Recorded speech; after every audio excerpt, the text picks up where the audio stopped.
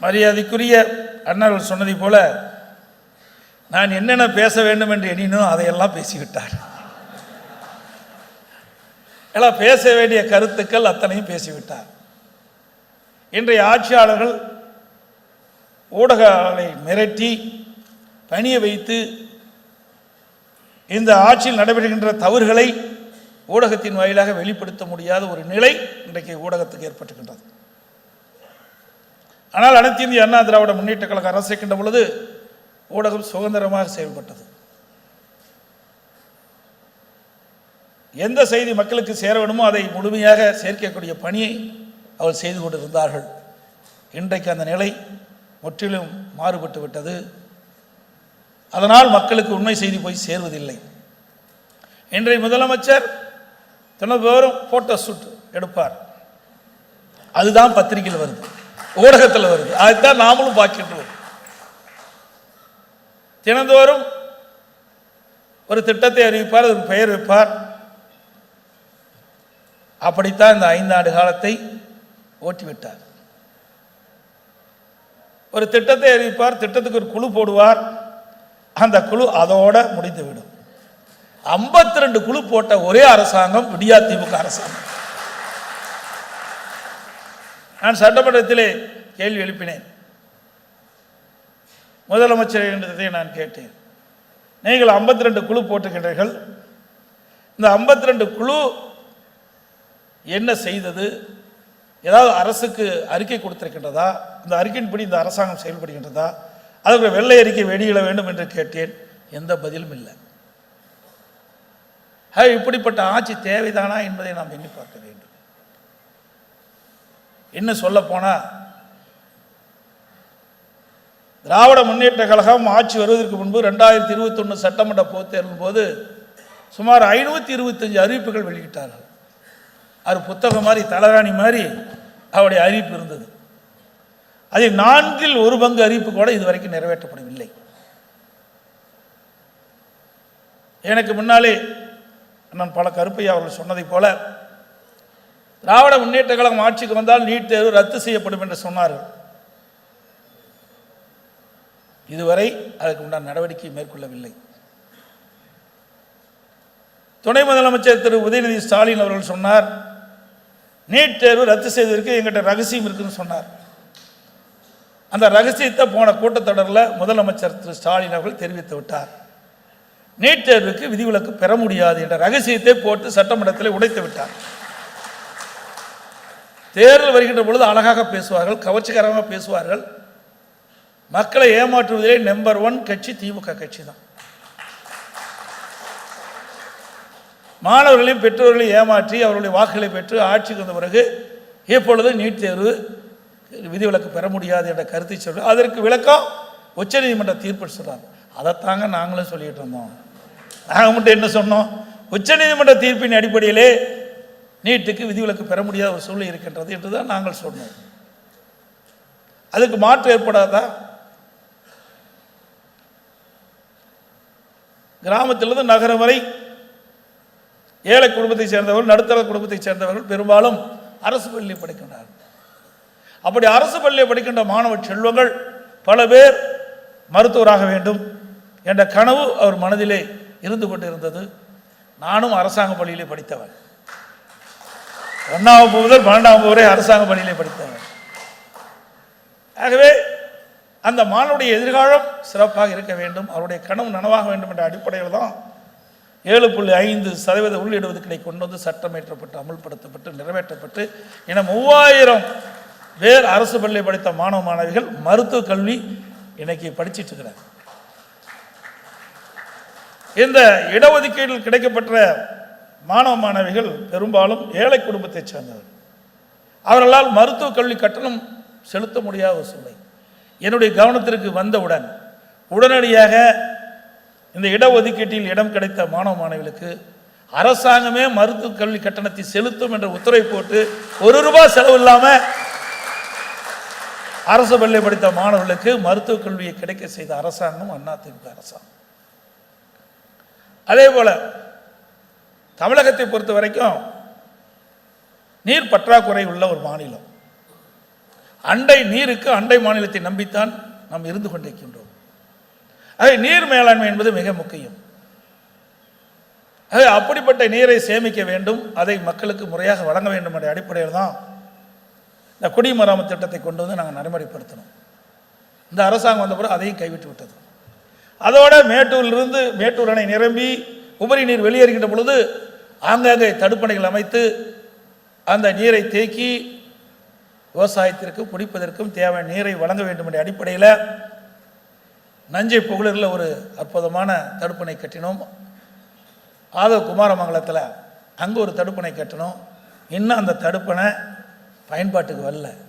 வேண்டுமென்றே திட்டமிட்டு அனைத்து இந்திய அண்ணா திராவிட முன்னேற்ற கழக ஆட்சியிலே கொண்டு வரப்பட்ட திட்டம் என்ற ஒரே காரணத்திற்காக இந்த திட்டத்தை இன்னும் நிறைவேற்றாமல் ஆமை வேகத்திலே செயல்படுத்தி கொண்டிருக்கின்றார்கள். அது மட்டுமல்ல, நான் முதலமைச்சர் இருந்த பொழுது பாரத பிரதமர் அவர்களை சந்தித்தேன். இன்றைக்கு மேட்டூர் அணையிலிருந்து திறக்கப்படுகிற நீர் காவிரி ஆற்றின் வழியாக கடலிலே போய் கலக்கின்றது. காவிரி ஆற்றின் இரு கரை ஓரமாக இருக்கின்ற நகரத்திலிருந்து வெளியேறுகின்ற அந்த அசுத்த நீர் நதியிலே கலக்கி மாசுபடுகின்றது. அந்த நீரை சுத்தப்படுத்த வேண்டும். கிட்டத்தட்ட 20 மாவட்ட மக்கள் காவிரி ஆற்று நீரை குடிநீர் ஆதாரமாக கொண்டிருக்கின்றார்கள். மாசுபட்ட நீராக இருக்கக்கூடாது என்பதற்காக நடந்தாய் வாழி காவிரி என்ற திட்டத்தை வடிவமைத்து மாண்பு பாரத பிரதமரிடத்திலே கொடுத்தேன். மாண்பு பாரத பிரதமர்கள் 2 அவையில் இருக்கிற கூட்டுக்குழு கூட்டத்திலே மேதகு குடியரசுத் தலைவர் உரையில் இடம்பெற செய்து அதை நிறைவேற்று என்று சொன்னால் அதே போல செய்தார். 2024ஆம் ஆண்டு மத்திய அரசு அனுமதி கொடுக்கப்பட்டு 11,250 கோடி இந்த திட்டத்திற்காக அனுமதி கொடுக்கப்பட்டு இந்த திட்டம் இதுவரைக்கும் நிறைவேற்றல இந்த அரசாங்கம். அதற்கு காரணம் அதிமுக ஆட்சியில் கொண்டு வரப்பட்ட திட்டம் என்ற காரணத்திற்காக கொள்கை விளக்கு குறிப்பிலே இடம்பெற்றிருந்தார். ஆனால் அதை இதுவரை நடைமுறைப்படுத்தவில்லை. மத்திய அரசு 60%, மாநில அரசு 40% இந்த திட்டத்திற்கு நிதி ஒதுக்கீடு செய்ய வேண்டும். ஆனால் இந்த அரசு கிடப்பிலே போட்டுக்கின்றது. இதெல்லாம் அதிமுக ஆட்சியில் செய்த சாதனை. ஆனால் இன்றைக்கு வேண்டுமென்றே திட்டமிட்டு இதற்கெல்லாம் முன்னுரிமை கொடுக்காமல் இந்த அரசு ஒரு காழ்ப்புணர்ச்சியோடு செயல்படுகிற அரசு என்பதற்கு இதையெல்லாம் ஒரு சான்று. அதோடு ஒரு நாட்டினுடைய வளர்ச்சி கல்வி மையமாக வைத்து செயல்படும். அந்த கல்விக்கு முன்னுரிமை கொடுத்தோம். அதிகமான ஆரம்ப பள்ளி திறக்கப்பட்டது அரசாங்கத்தின் சார்பாக. ஆரம்ப பள்ளி நடுநிலைப்பள்ளி தரம் உயர்த்தப்பட்டது, நடுநிலைப்பள்ளி உயர்நிலைப்பள்ளி தரம் உயர்த்தப்பட்டது, உயர்நிலைப்பள்ளி மேல்நிலைப்பள்ளி தரம் உயர்த்தப்பட்டு மேல்நிலையிலிருந்து கல்லூரிகள் அதிக அளவில் திறக்கப்பட்டன. இன்றைக்கு இந்தியாவிலேயே உயர்கல்வி படிப்புடைய எண்ணிக்கை தமிழகம்தான் முதலிடம் என்ற பெருமையை அதிமுக ஆட்சியை நிரூபித்து காட்டியது. மாண்பு அம்மா அவர்கள் இருக்கின்ற பொழுது கல்விக்கு அதிகமான நிதி ஒதுக்கீடு செய்தார்கள். கல்வியிலே புரட்சியை ஏற்படுத்தினார்கள். அதிமுக ஆட்சி 2011 2021 வரை 68 கலை மற்றும் அறிவியல் கல்லூரிகள் கொண்டு வரப்பட்டன. ஒரே ஆண்டில் 11 அரசு மருத்துவக் கல்லூரி மருத்துவமனை கொண்டு சாதனை.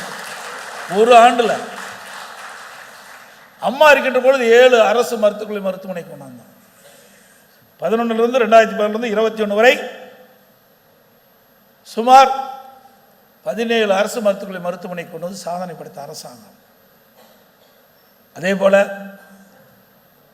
அதிமுக ஆட்சியில் 7 சட்டக்கல்லூரியை கொடுத்தோம், 21 பாலிடெக்னிக் கல்லூரி, 4 பொறியியல் கல்லூரி, 4 வேளாண்மை கல்லூரி, 5 கால்நடை மருத்துவக் கல்லூரி, ஆராய்ச்சி நிலையம். மாண்பு அம்மா அவர்கள் தமிழகத்துடைய முதலமைச்சராக 2011 பொறுப்பேற்கின்ற பொழுது 100க்கு 32 பேர் உயர்கல்வி படிச்சுட்டு இருந்தாங்க. 10 ஆண்டில் அனைத்து இந்திய அண்ணா திராவிட முன்னேற்ற கழக ஆட்சி கல்வியிலே கவனம் செலுத்தி கல்வியை புரட்சி மறுமலர்ச்சி ஏற்படுத்தி அதிக கல்லூரி திறந்ததன் விளைவு 100க்கு 52 பேர் 2019-20 உயர்கல்வி படிப்புடைய எண்ணிக்கை உயர்த்தப்பட்டது. மத்திய அரசுடைய இலக்கு 2035. 2035 அடைய வேண்டிய இலக்கை 2019-20 உயர்கல்வியிலே அந்த இலக்கை எட்டிடம் சொன்னால் எந்த அளவுக்கு கல்வியில் இந்த அரசு கவனம் செலுத்து என்பதை நாம் எண்ணி பார்க்க வேண்டும். அதோடு கட்டாங் வசதியும் நாங்கள் ஏற்படுத்தி கொடுத்தோம். கல்லூரி அறிவிக்கப்பட்டுள்ள கல்லூரிக்கு தேவையான கட்டிட வசதியில் கட்டமைப்பு நம்ம செய்து கொடுத்தோம். இன்றைக்கு திராவிட முன்னேற்ற கழகம் ஆட்சிக்கு வந்த பிறகு பல பள்ளிகளை மூடப்பட்டு விட்டது. அதிமுக ஆட்சியில் பள்ளிகளை திறந்தோம், திமுக ஆட்சியில் பள்ளிகளை மூடினாங்க. 200க்கும் மேற்பட்ட பள்ளிகளை மூடிட்டாங்க. இன்றைக்கு கிராமத்தில் இருக்கின்ற மாணவ மாணவிகள் பல்வேறு பிரச்சனை காரணமாக 2 கிலோமீட்டர் 4 கிலோமீட்டர் 5 கிலோமீட்டர் சென்று கல்வி கற்க முடியாத சூழ்நிலையை கருத்திலே கொண்டு அதிகம் பேர் கல்வி கற்க வேண்டும் என்ற அடிப்படையில் அந்தந்த பகுதியிலேயே இன்றைக்கு உயர்நிலைப்பள்ளியிலிருந்து மேல்நிலைப்பள்ளி ஆக்கணும். அதையெல்லாம் இந்த அரசாங்கம் மூடப்பட்டு விட்டார்கள். இப்படிப்பட்ட அரசாங்கம் தேவைதானா என்பதை நாம் சிந்தித்து பார்க்க வேண்டும். அதோட சட்ட ஒழுங்கு அடியோடு முடிந்து விட்டது. சட்ட ஒழுங்கு அடியோடு போய்விட்டது. இன்னைக்கு தமிழகத்தில் சட்ட ஒழுங்கு சந்தி சிரிக்கின்ற அளவுக்கு பார்க்கின்றோம். எனக்கு முன்னாலே என்னென்ன அவர்கள் பேசினார்களே, 2 வயது சிறுமி முதல் 80 வரை மோதாட்டி வரை பாலியல் சீண்டலுக்கு ஆளாக்கப்படுகிறார்கள். எதனால்?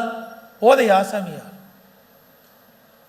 இன்றைக்கு தமிழகத்திலே இந்த ஆட்சி பொறுப்பேற்ற பிறகு 110 டன் கஞ்சாவை கண்டுபிடித்த சொல்கிறார்கள். 3.6 லட்சம் இந்த போதை மாத்திரைகள் கண்டுபிடித்தா சொல்றாங்க. 6000 கஞ்சா சாக்லேட்டுகள் கண்டுபிடிக்கப்பட்டதா சொல்றாங்க. கண்டுபிடிக்கப்பட்டது மட்டும் இவ்வளவு. அப்படின்னா வெளியில எவ்வளவு விற்பனை ஆயிருக்குன்னு எண்ணி பாருங்க. இன்றைக்கு கல்லூரியில் படிக்கின்ற மாணவர்கள், பள்ளியிலே படிக்கின்ற மாணவர்கள் இந்த கஞ்சா போதைக்கு அடிமையாகி குற்றச்செயலில் ஈடுபட்ட சூழலை தமிழகத்தில் நிலவிக் கொண்டிருக்கின்றன. அது மட்டுமல்ல, பொதுமக்களும் இந்த போதைக்கு அடிமையாகி குற்றச்செயலில் ஈடுபடுகிறார்கள். கொலை, கொள்ளை, திருட்டு, வழிப்பறிவு, பாலியல் வன்கொடுமை நடக்காத நாளே இல்லை. தினந்தோறும் பத்திரிகை ஊடகத்தையும் திறந்தா இந்த செய்தி தான் வருது. ஒரு காலத்தில் வெள்ளி நிலவரம் என்ன, தங்க நிலவரம் என்னன்னு தான் செய்தியில் வரும். இப்போ கொலை நிலவரம் என்ன நிலை என்று தான் செய்தியில் வருகின்ற செய்தியை நாம் பார்க்கிறோம். அதோடு நெல்லையிலே 9ஆம் வகுப்பு படிக்கிற மாணவிகள் அங்கே பார்த்தீங்கன்னா மது அருந்தி இருக்கிற காட்சி. 9ஆம் வகுப்பு படிக்கின்ற மாணவி. எவ்வளவு மோசமான ஒரு அரசாங்கம். பள்ளியிலே படிக்கின்ற மாணவர்கள் புத்தகத்தை படிப்பதற்கு பதிலாக பீச் அருவாலை கொண்டு வராங்க. ஆக நாடு எங்கே சென்று கொண்டிருக்கிறது என்பதை எண்ணி பார்க்க வேண்டும். ஒரு திறமையற்ற முதலமைச்சர், பொம்மை முதலமைச்சர் நாட்டை ஆளுகின்ற காரணத்தினாலே, இந்த நாட்டு மக்கள் மீது அக்கறை செலுத்தாத காரணத்தினாலே இன்றைக்கு இப்படிப்பட்ட நிகழ்வுகளெல்லாம் இன்றைக்கு தமிழகத்திலே நடந்து கொண்டிருக்கின்ற என்பதை ஒவ்வொருவரும் சிந்திக்க வேண்டும். அதோடு 2022ஆம் ஆண்டு எனக்கு கருதுகிறேன், காவல்துறை மானிய கோரிக்கை வந்தது. மாண்பு முதலமைச்சருடைய துறை அதில் மானிய கோரிக்கை புத்தகத்தை கொடுத்தாங்க. அதில் என்னுடைய நாமம் சரியாக இருக்கும் என்று சொன்னால் 20வது பக்கம் 2வது பேராவில் குறிப்பிட்டிருக்கார். கல்லூரிக்கு அருகிலே, பள்ளிக்கு அருகிலே 2348 பேர் கஞ்சா வைத்திருந்தா கண்டுபிடிக்கப்பட்டது. கைது செய்யப்பட்டது 148 பேர் அப்படின்னு அந்த புத்தகத்தில் அச்சிடப்பட்டு எங்களிடத்தில் வழங்கப்பட்டிருக்கிறது. புள்ளிகளை குறிப்பிட்டு முதலமைச்சரிடத்தில் நான் கேட்டேன். கண்டுபிடிக்கப்பட்டது 2348, கைது செய்யப்பட்டது 148. மற்றவர்கள் எங்கே போனார்கள்? அத்தனை பேர் திமுக காரர். எங்க போய் கஞ்சா ஒழிக்க முடியும்? பதிலே சொல்லல கடைசி வரைக்கும். இப்படிப்பட்ட ஒரு திறமையற்ற முதலமைச்சர் தான் தமிழகத்தை ஆண்டு கொண்டிருக்கிறார் என்பதை நாம் எண்ணி பார்க்க வேண்டும். அதோடு கொரோனா காலம், நான் ஆட்சி பொறுப்பேற்கின்ற பொழுது பல்வேறு சோதனைகளை சந்தித்தவர். ஒன்று உள்கட்சி பிரச்சனை, 2வது ஆட்சி பொறுப்பேற்றுள்ள கடுமையான வறட்சி. சென்னை மாநகர மக்களுக்கு கூட முழுமையாக குடிநீர் கிடைக்காத ஒரு சூழ்நிலை. வெளி மாவட்டத்திலிருந்து ரயில் மூலமாக தண்ணீரை கொண்டு வந்து நம்முடைய சென்னை மாநகர மக்களுடைய தாகத்தை தீர்க்கக்கூடிய ஒரு குடிநீரை வழங்கிய அரசாங்கம் அதிமுக அரசு. அடுத்தது டெல்டா மாவட்டத்தில் கஜா புயல். இந்த டெல்டா மாவட்டத்தை புரட்டி போட்டு போயிட்டு விட்டது. புயலால் கடும் சேதம், விவசாய விளைநிலங்கள் சேதம், பயிர்கள் எல்லாம் தண்ணீரில் முழுகி சேதம் அடைஞ்சிட்டது. அங்கே இருக்கின்ற மின்கம்பங்கள்லாம் உடைந்து விட்டது. சப்ஸ்டேஷன் துணை மின் நிலையங்கள்லாம் காற்றில் அடித்து நொறுக்கப்பட்டு விட்டது. டிரான்ஸ்ஃபார்மர்லாம் ஃபெயிலியர். அப்படிப்பட்ட ஒரு சூழ்நிலை. அனைத்து இந்திய அண்ணா திராவிட முன்னேற்ற கழகம் திறமையாக செயல்பட்டு புயல் எந்த அளவுக்கு வேகமாக அடிச்சதோ அதை விட புயல் வேகமாக நிவாரண பணிகளை மேற்கொண்டு பாதிக்கப்பட்ட விவசாயிகளுக்கு தேவையான நிவாரண உதவி, பாதிக்கப்பட்ட மக்களுக்கு தேவையான நிவாரணங்கள் வழங்கப்பட்டு அதையும் சரி செஞ்சோம். அதுக்கு பிறகு கொரோனா. அண்ணன் சொன்னது போல கிட்டத்தட்ட ஒரு வருஷம் யாருமே வெளியே வர முடியல, ஒருவரை சந்திக்க கூட முடியல. அந்த கொரோனா வைரஸ் காற்றிலே பரவுகின்ற எளிதாக மக்களை தாக்கக்கூடிய ஒரு வைரஸ், இதுவரை யாரும் பார்க்காத ஒரு நோய். அப்படிப்பட்ட காலகட்டத்தில் கூட விலைமதிக்க முடியாத உயிரை காப்பாற்றுவதற்காக நான் 32 மாவட்டத்துக்கு நேரடியாக நான் சென்று மாவட்ட ஆட்சித்தலைவரோடு தொடர்பு கொண்டு அந்தந்த மாவட்டத்தில் எப்படி கொரோனா வைரஸ் பரவலை தடுக்கப்படுகிறது என்ற கலந்து ஆலோசனை கூட்டத்தை கூட்டி அதில் விவசாய பிரிவுடைய மக்கள், அதோட தொழிற்சாலை சேர்ந்த நிறுவனத்தின் தொழிலாளர்கள், அதோட சுயதி குழுவை சேர்ந்த மகளிரை சேர்ந்தவர்கள், இப்படி பலதரப்பட்ட மக்களையும் அந்த மாவட்ட நிர்வாகம் கூட்டத்திலே கலந்து ஆலோசித்து அவர்களுக்கு தேவையான உதவிகளை நாங்கள் செஞ்சோம். அந்த கொரோனா காலத்தில் கூட விலைவாசி உயரல. எனக்கு முன்னால் அண்ணன் சொன்னதை போல ஒரு வருடம் அரசுக்கு வரிவாயே கிடையாது, ₹1 வரிவாய் கிடையாது. கடைகள் திறக்கல, பெட்ரோல் டீசலில் வர வருமானம் கிடையாது, ஜிஎஸ்டியில் வர வருமானம் கிடையாது, கலாலில் வருமானம் கிடையாது, டாஸ்மாகில் வருமானம் கிடையாது, அதில் பத்திரப்பதிவில் வருமானம் கிடையாது, ரோட் டாக்ஸில் கிடையாது. எதிலையுமே வருவாய் இல்லாமல் ஒரு ஆட்சி இதை ஒரே அரசாங்கம் அதிமுக அரசாங்கம். கொரோனாவுக்காக 40,000 கோடி செலவு, அது ஒரு புறம். அப்படி இருந்து கூட கடன் அதிகம் பார்க்கல. இவ்வளவு திட்டங்களை செஞ்சோம், கடன் அதிகமாகல. 4,80,000 கோடி தான் அதிமுக ஆட்சியில் கடன். 2021 வரை 73 ஆண்டு காலம் ஆட்சி செய்த பல அரசாங்கங்கள் வாங்கிய கடன் இறுதியாக அதிமுக ஆட்சி கட்ட பொழுது 2021ஆம் ஆண்டு 4,80,000 கோடி கடன். ஆனால் திராவிட முன்னேற்ற கழக ஆட்சி 2021 2002 வரை ஆட்சி செய்தல 5 லட்சம் கோடி கடன் வாங்கியிருக்கிறாங்க. திட்டம் எதுவும் இல்லை, ஆனால் கடன் அதிகமாக இருக்காங்க. 2020-21 அதிமுக ஆட்சியில் இருந்த வருவாயை விட 2024-25 திராவிட முன்னேற்ற கழக ஆட்சியில் வருவாய் 1,36,000 கோடி கூடுதலாக வருமானம் வருது.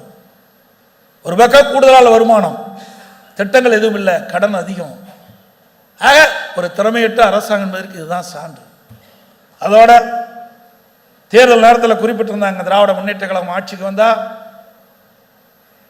அரசு காலி பணியிடங்கள் முழுவதும் நிரப்பப்படும். அரசு காலி பணியிடங்கள் 3 லட்சம் பேர் நேரடியாக நிரப்பப்படுவது, அரசு சார்ந்த பணியிடங்கள் 2 லட்சம் பேர், மொத்தம் 5 லட்சம் காலி பணியிடங்கள் காலியாக இருப்பதாகவும் அவருடைய தேர்தல் அறிக்கையில் குறிப்பிட்டது. திராவிட முன்னேற்ற கழகம் ஆட்சிக்கு வந்த உடனே இந்த காலி பணியிடங்கள் அனைத்தும் நிரப்பப்படும் சொன்னாங்க. கடந்த கூட்டத்தொடரில் வெறும் 50,000 காலி பணியிடங்கள் தான் நிரப்பப்பட்டதாக அறிவிச்சிருக்காங்க இந்த அரசாங்கம். ஆனால் இந்த 5 ஆண்டு காலத்தில் அரசு ஊழியர்கள் ஓய்வு பெற்றது 94,000 பேர். ஆனால் அரசு பணியில் அமர்த்தப்பட்ட வெறும் 50,000 பேர், அதிலேயே 44,000 பேர் என்ன நியமிக்கப்படல. ஆக மக்களை ஏமாற்றி படித்த இளைஞர்களுக்கு வேலைவாய்ப்பு கிடைக்கல. இதே அனைத்து இந்திய அண்ணா திராவிட முன்னேற்ற கழகம் ஆட்சி இருக்கின்ற பொழுது இதை புரட்சித் தலைவர் அம்மா அவர்கள் 2015ஆம் ஆண்டு தொழில் முதலீட்டு மாநாட்டு நடத்தினாங்க. 74 புரிதல் ஒப்பந்தங்கள் போட்டாங்க. 2,40,000 கோடி தொழில் முதலீட்டு ஈர்க்கப்பட்டு புதிய தொழிற்சாலையை கொண்டு வந்து படித்த இளைஞர்களுக்கு வேலைவாய்ப்பை உருவாக்கி தந்த அரசாங்கம் அதிமுக அரசாங்கம். படிப்பதற்கும் பல்வேறு கல்விக்கூடங்களை திறந்தோம், படித்து முடித்த இளைஞர்களுக்கும் வேலைவாய்ப்பை உருவாக்கி தந்தோம். அதே வழியில் வந்து அம்மாவுடைய அரசு 2019 ஜனவரி மாதம் தொழில் முதலீட்டு மாநாட்டு சென்னையில் நடத்தி சுமார் 304 புரிந்துணர்வு ஒப்பந்தங்கள் போட்டு 3,05,000 கோடி தொழில் முதலீட்டு ஈர்க்கப்பட்டு பல தொழிற்சாலைகள் நிறைவு பெற்று பயன்பாட்டுக்கு வந்துட்டது. அதில் இருக்கிற உற்பத்தி தான் இன்றைக்கு இந்த ஆட்சி காப்பாற்றிட்டு இருக்குது. இந்த ஆட்சியில் தொழில் முதலீட்டு மாநாட்டு நடத்தினாங்க, புரிந்துணர்வு ஒப்பந்தம் போட்டாங்க. போட்ட உடனே எந்த தொழிற்சாலை வந்துடாது. ஒரு தொழிற்சாலை அமைக்க வேண்டும் என்று சொன்னால் முதற்கட்ட பணிகள் செய்ய வேண்டும், நிலம் எடுக்க வேணும், பிறகு அதற்கு தேவையான அனுமதிகள்லாம் பெற வேண்டும், பிறகு அது நிதி ஆதாரத்தை பெற வேண்டும், கட்டுமானம் செய்ய வேண்டும். இதையெல்லாம் செய்ய வேண்டும் என்று சொன்னால் குறிப்பிட்டது ஒரு 3 ஆண்டு காலமாவது பெரிய தொழிற்சாலை அமைப்பதற்கு காலம் பிடிக்கும்.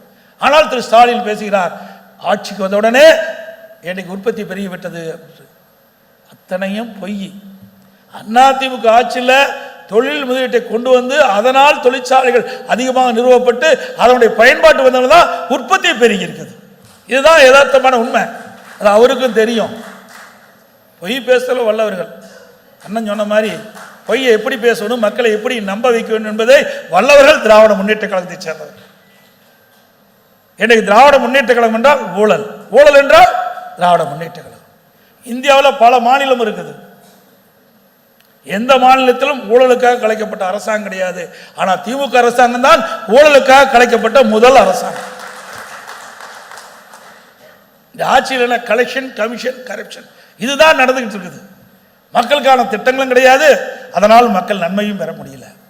இந்த ஆட்சியவர்கள் விலைவாசி விண்ணை முட்டுகிட்ட அளவுக்கு உயர்ந்து போச்சு. அதை கட்டுப்படுத்த இந்த அரசால் முடியவில்லை. ஏன்னா குடும்பத்தை கவனிக்கிறதுக்கு ஸ்டாலினுக்கு நேரம் சரியா போச்சு. தன்னுடைய மகன் உதயநிதியை எப்படியாவது பிரபலப்படுத்த வேண்டும் என்ற எண்ணத்தில் தான் இருக்கிறார் ஒழிய மக்களை பற்றி சிந்தித்ததாக வரலாறு கிடையாது. அதோட கட்டுமான பொருட்களுடைய விலை கடுமையாக உயர்ந்துட்டது. இருக்கிற நகரத்தில் இருக்கிற அத்தனை மக்களுமே ஏதாவது வீடு கட்ட வேணும், கடை கட்ட வேணும்னா இன்னைக்கு அதிமுக ஆட்சியில் ஒப்பிட்டு பாருங்க. இன்னைக்கு ஜல்லி விலை என்ன, எம்சாண்ட் விலை என்ன, சிமெண்ட் என்ன, என்னது செங்கல் என்ன விலைன்னு பாருங்க, மரம் என்ன விலைன்னு பாருங்க. இனிமேல் வீடு கட்டணும்னா கனவுல வீடு கட்டிக்கலாம். நிஜத்தில் இந்த ஆட்சி இருக்க வரைக்கும் வீடே கட்ட முடியாது. அதே போல திராவிட முன்னேற்ற கழக ஆட்சியில் அப்பொழுது திரு கருணாநிதி இருக்கும்போது சர்க்காரிய கமிஷன் அமைச்சார். அரிசி பேரவுரல், கோதுமை பேரவுரல், பூச்சி மருந்து ஊரல், சர்க்கரை பேரவுரல். அந்த சர்க்கரை பேரவுரலில் அரசு அறிக்கை தாக்கல் இருக்குது. சர்க்கரையெல்லாம் எறும்பு தின்னுட்டுது, கோணி பைய கரையான் சாட்சிட்டு. எப்படிப்பட்ட ரிப்போர்ட்! அதனுடைய வாரிசு தானே திரு ஸ்டாலின். அவர் எப்படி இருப்பார்? எதை ஒன்று போட்டால் அப்படித்தான் இருக்கு. இன்றைக்கு இந்த தேர்தலை பொறுத்த வரைக்கும் குடும்ப ஆட்சிக்கு முடிவு கட்டுகின்ற தேர்தல், வாரிசு அரசியலுக்கு முடிவு கட்டுகின்ற தேர்தல் இந்த தேர்தல்.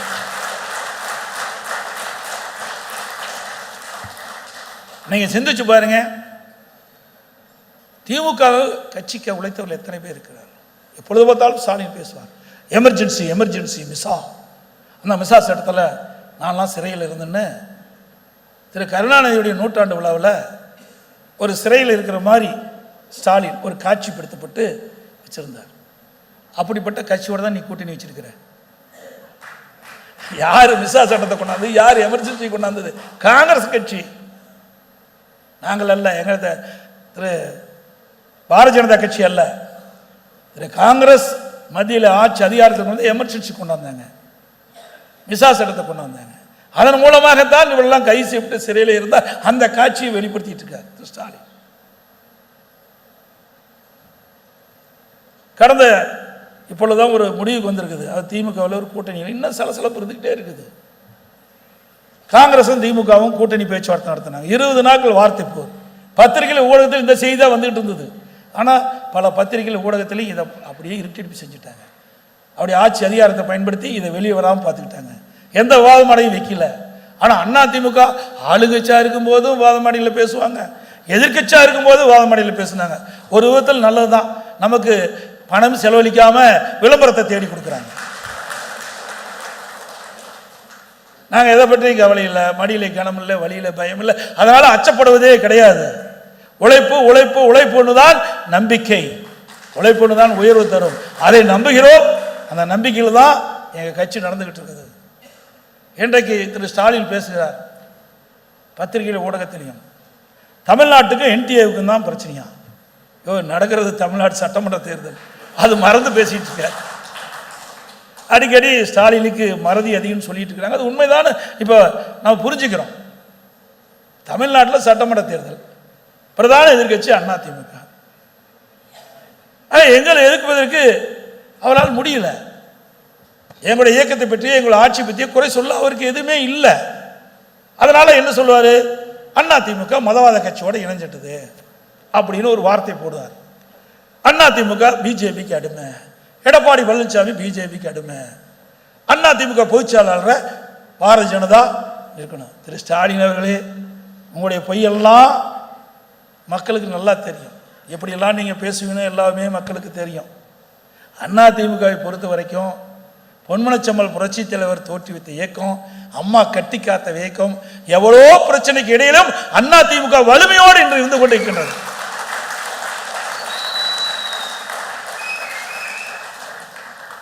நான் ஆட்சி செய்வதும் சரி, இன்றும் சரி, பாரதிய ஜனதா கட்சியை பொறுத்த வரைக்கும் உணர்வுபூர்வமாக நாங்கள் செயல்பட்டு கொண்டிருக்கின்றோம். நான் ஆட்சி செய்கின்ற பொழுது பல்வேறு உதவிகளை மத்திய அரசிலிருந்து கிடைக்கப்பட்டது. இன்றைக்கு கூட மெட்ரோ ரயில் திட்டம், இந்தியாவில் ஒரு திட்டத்துக்கு 63,000 கோடி நிதி ஒதுக்கீடு செய்த ஒரே அரசாங்கம் மத்திய அரசாங்கம். அதை பெற்றது தமிழ்நாடு அரசாங்கம். இதுவரை ஒரு திட்டத்துக்கு 63 கோடி அனுமதித்ததே கிடையாது. அப்படி மத்திய அரசு அனுமதி கொடுத்தது. நான் ஏற்கனவே சொன்னேன், நடந்தாய் வாலி காவிரி திட்டம் 11,850 கோடி. பல திட்டத்துக்கு மத்திய அரசு உதவி செஞ்சது. இந்திய தேசிய நெடுஞ்சாலையம், இந்திய தேசிய நெடுஞ்சாலை ஆணையத்தில் நிறைய சாலைகள் இன்றைக்கு விரிவுபடுத்தப்பட்டது, துறைமுகங்கள் விரிவுபடுத்தப்பட்டது, விமான நிலையம் தூத்துக்குடி, திருச்சி விமான நிலையங்கள் விரிவுபடுத்தப்பட்டன. 2 நாளைக்கு முந்தி மதுரையில் சர்வதேச விமான நிலையம் என்று அறிவிக்கப்பட்டிருக்குது.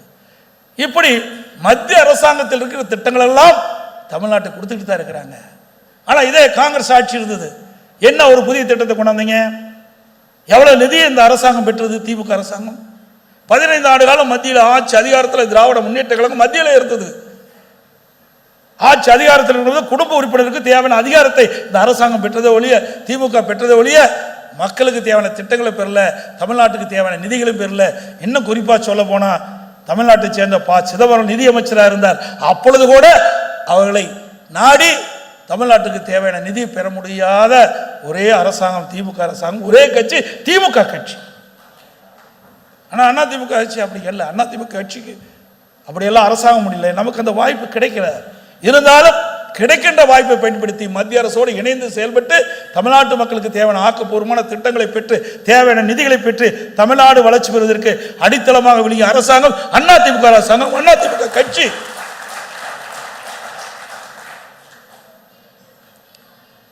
இன்றைக்கு தமிழகத்தை பொறுத்த வரைக்கும் மிக சிறப்பான ஆட்சி என்று சொன்னால் அதிமுக ஆட்சி தான். அதிமுக ஆட்சி காலம் ஒரு பொற்கால ஆட்சி கொடுத்தது.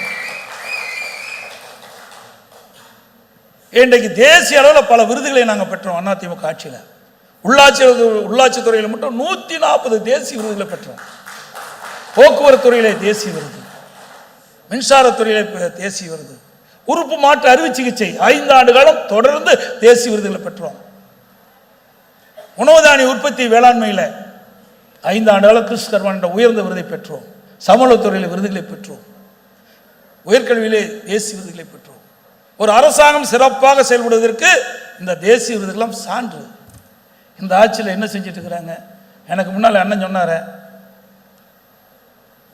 இன்றைக்கு கள்ளக்குறிச்சியில் கள்ளச்சாராயம் பருகி 68 பேர் உயிரிழந்துட்டாங்க. அது மாநில அரசில் இருக்கின்ற காவல்துறை முறையாக விசாரிக்காது என்று சொல்லி நீதிமன்றத்தில் நாடி சிபிஐ விசாரணை மேற்கொள்ள வேண்டும் என்று உயர்நீதிமன்றத்தில் நாடினோம். உயர்நீதிமன்றம் அது உண்மைதான், சிபிஐ விசாரிக்க வேண்டும் என்று தீர்ப்பளிச்சது. அதை எதிர்த்து உச்சநீதிமன்றம் போறாங்க.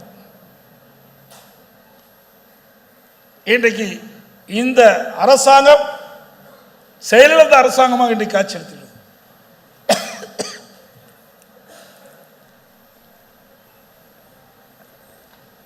இன்று வரை சட்ட ஒழுங்குக்கு நிரந்தர டிஜிபி நியமிக்க முடியல. உயர்நீதிமன்றம், உச்சநீதிமன்றம் இப்படி போய் மாறி மாறி இவர்கள் கொடுத்த தீர்ப்பின்படி கூட இன்று வரை நிரந்தரமாக சட்ட ஒழுங்கு டிஜிபி நியமிக்க முடியாத ஒரு கையிலாகாத அரசாங்கம் என்பதற்கு இதுதான் சாட்சி. ஒரு நிரந்தர சட்ட ஒழுங்கு டிஜிபினா எப்படி சட்ட ஒழுங்கு பாதுகாக்க முடியும்?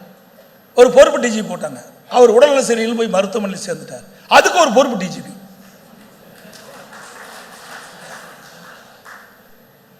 இன்றைக்கு தமிழ்நாட்டில் இருந்து இந்த தமிழ்நாடு அரசு தான் இன்றைக்கு யாரெல்லாம் டிஜிபி சட்ட ஒழுங்கு டிஜிபியை நியமிக்க வேண்டும் என்பதற்கு அது ஒரு பட்டியலை மத்தியில் இருக்கிற யூபிசிக்கு அனுப்புகிறாங்க. மாநில அரசு அனுப்புகின்ற அந்த பட்டியலில் 3 பேர் தேர்வு செஞ்சு மாநில அரசுக்கு அனுப்புகிறாங்க. அதில் ஒருவரை மாநில அரசு தேர்ந்தெடுத்து சட்ட ஒழுங்கு நிறைந்த டிஜிபியாக அமைக்கணும். அதில் என்ன உங்களுக்கு கஷ்டம்? ஏன்னா இவர்களுக்கு தேவையான ஆளுகள் இல்லை. இவர் சொல்லுகின்ற சொல்லுக்கு அடிபணியாதவர்கள் இருக்கின்ற காரணத்தினால அந்த நிரந்தர டிஜிபி இதுவரைக்கும் நியமிக்க முடியல. இப்போ உச்சநீதிமன்றம் மீண்டும் உச்சநீதிமன்றம் இப்போ ஒரு கருத்து சொல்லியிருக்குது. 20ஆம் தேதிக்குள்ளே இதை முடிவு செய்ய வேண்டும் என்று ஒரு தீர்ப்பை கொடுத்திருக்குது. இப்படி இந்த ஆட்சி இருக்கின்ற வரை மக்கள் நிம்மதியாக வாழ முடியாது. இந்த ஆட்சி இருக்கின்ற வரை தமிழ்நாடு வளர்ச்சி பெற முடியாது. ஊழல் நிறைந்த ஆட்சி, மக்களோட ஆட்சி அகற்றப்பட வேண்டும் என்பது ஒட்டுமொத்த தமிழ் மக்களுடைய எண்ணமாக இன்றைக்கு ஒலித்துக் கொண்டிருக்கின்றது. நிச்சயமாக நடைபெற்ற சட்டமன்ற தேர்தலில் இது பிரதிபலிக்கும் என்ற இந்த நேரத்தில் தெரிவித்து, மரியாதைக்குரிய இந்த நிறுவனத்தினுடைய பொறுப்பாளர் திரு ரங்கராஜ் பாண்டி அவர்கள் இந்த 7ஆம் ஆண்டு நிறைவு செய்த 8ஆம் ஆண்டு அடியெடுத்திருக்கின்ற இந்த சாணக்கியா டிஜிட்டல் செய்தி ஊடகம் மென்மேலும் வளர்ந்து நாட்டு மக்களுக்கு உள்ளதை விட எந்த அச்சமில்லாமல் நாட்டில் நடந்த தவறுகளை சுட்டி காட்ட முனைப்படும் என்று வாழ்த்து தெரிவித்து விடைபெறுகின்றேன். நன்றி, வணக்கம்.